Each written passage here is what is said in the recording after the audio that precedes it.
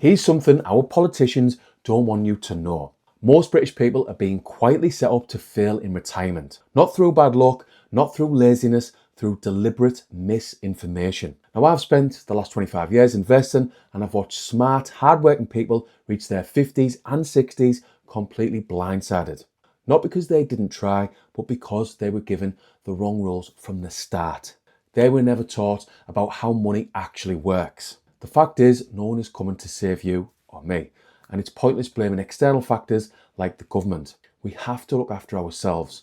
So in this video, I'm going to show you exactly how much you actually need to retire comfortably in the UK in 2026, with real numbers, no fluff and no agenda. Section 1.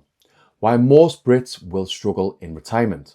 I'll be honest, this one is very personal for me because I think about my dad and a lot of similar hard-working blokes, contractors I've met over the last 20 odd years. These contractors, like my dad, have worked hard, really hard over the years, good jobs, and normally, a lot of the time, working away for long periods. Most have earned really good money over the years, but the vast majority, very little investing, if any. Very little financial education. For most people in the UK, nobody's ever sat them down and explained this is how compound interest works. This is how pensions work. This is why investing matters. Nobody explained index funds. Nobody explained inflation. Nobody explained financial freedom. And now, watching people I care about struggle financially in their 50s and 60s is hard. To be honest, it does my head in. This is one of the big reasons I care so much about this channel, about these videos. People who don't understand money normally spend what they earn, if not more, and they don't invest a penny. I've met people on 25k income struggling and people on 150k struggling, but I've also met a few people, the minority, who do invest and are well on the way to early retirement, financial freedom. Now, because I've put a lot of effort into financial education since 2019, because I've read literally hundreds of books about money and investing over the last 6 to 7 years, because I've got a lot of real up and down experience, I know what's possible with investing. It's important. And by the end of this video, I'm going to try and convince you with some real examples of how early retirement is possible. Section 2, the biggest retirement lie. Now, this next bit is going to annoy some people in the comments, I would imagine, but I'm going to say it anyway. You don't necessarily need 2 million to retire. You don't even need £1 million. Now, before the finance experts attack me, the keyboard warriors, relax. Yes, money helps. Obviously, if somebody gave me £3 million tomorrow, I wouldn't say no. And yes, it would make me happy, to be honest, because it would mean financial freedom for me and my family, and it would mean I could help a lot of my family. Anyway, a lot of people online think that everyone needs millions to retire. And I think it puts a lot of normal people off investing completely. People hear numbers like 2 million or even 3 million and think, well, what's the point then? I'll never get there. And they quit before they even start. That for me is dangerous thinking, because retirement isn't really about a huge number. It's about income. Let me explain.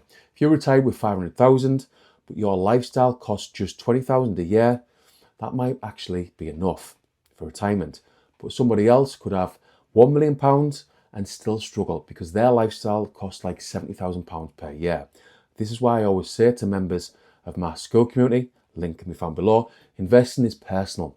We are all different. This is why our finances are called personal finances. The goal isn't just wealth, the goal is freedom.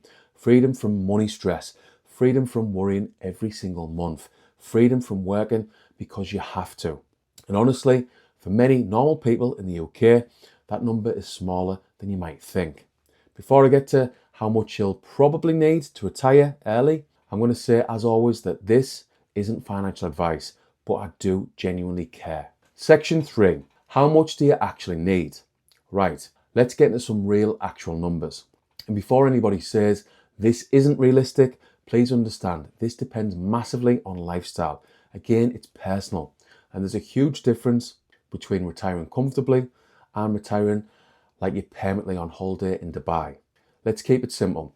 If you've got your mortgage paid off, which for retirement I think should absolutely be a goal, if possible, you can roughly think about retirement like this. Bare minimum, if you're single, maybe around 18 to 22k per year. Not luxury, but manageable. For couples, maybe 25 to 30k. Now we'll move on to comfortable retirement, because no one really wants the bare minimum. Well, I don't anyway. Probably around 30k to 40k per year. You're comfortable, holidays, eating out sometimes, no panic about bills, no constantly checking your bank balance, your bank account.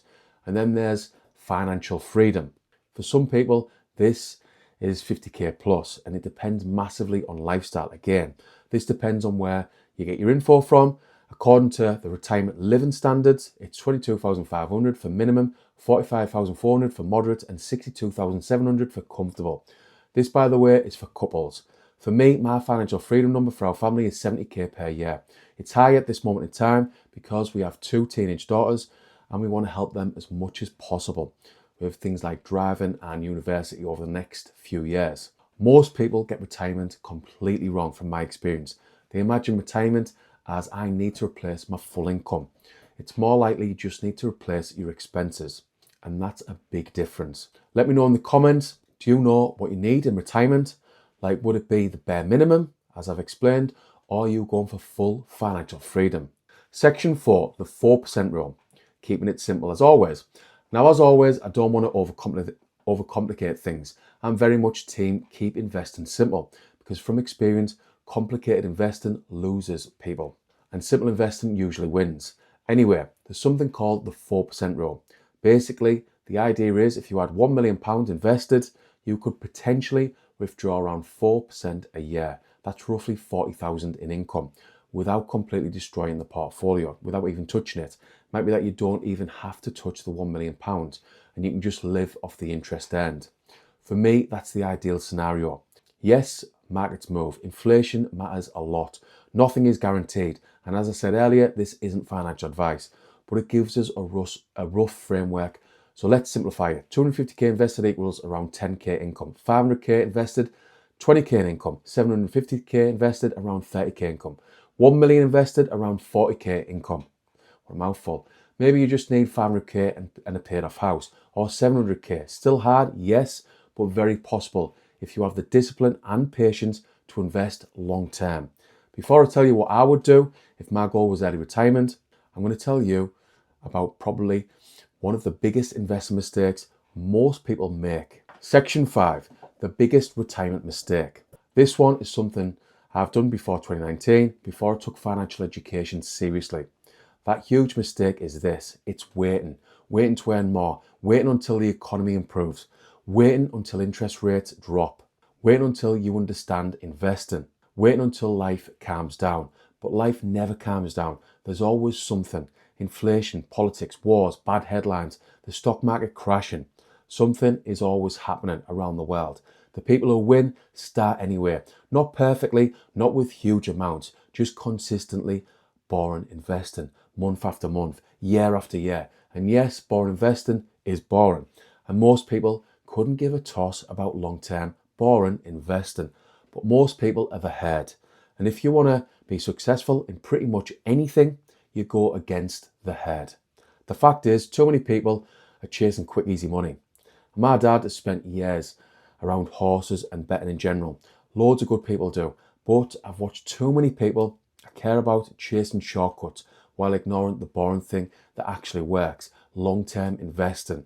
This, to be honest, frustrates me, because if more people understood money, financial anxiety would reduce massively.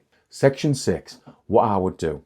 If I was starting today, 2026, here's roughly what I'd do. Simple, very simple. 1, learn about money properly. Books, podcasts, basically financial education. If you want my top 5 books after reading hundreds over the last 6 to 7 years, type book below. 2, clear bad debt. Before 2019, I was quite bad with loans. 3, build an emergency fund. Experts recommend 3 to 6 months, but I've found 3 months of expenses is enough for me personally. 4, use a stocks and shares ISA. 5, invest consistently in low-cost index funds.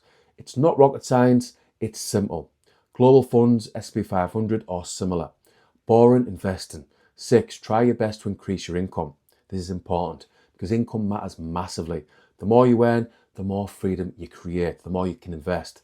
And finally, 7, automate investing, because motivation disappears, automation wins long term. Summary. Let me finish with this. If you sat watching this video thinking I'm behind, please listen. 30 isn't too late, 40 isn't too late, even 50, you can still massively improve your situation. The biggest mistake, as I always say, is never starting. And please stop comparing yourself to other people online, pretending to be millionaires. Half of them are probably financed up to their eyeballs. Anyway, this isn't about looking rich, it's about freedom. Because after 25 years of investing, up and down investing, the one thing I've realized is this: money doesn't always buy happiness, but a lack of money definitely creates stress and anxiety. And I don't want that for you, not at all. So my question is this: how much do you think you need to retire comfortably in the UK? 500k, 1 million, more, less? Let me know below. And if you want to know exactly how I personally invest in the UK to try and build financial freedom, see below for my investing playlist where I break everything down step by step.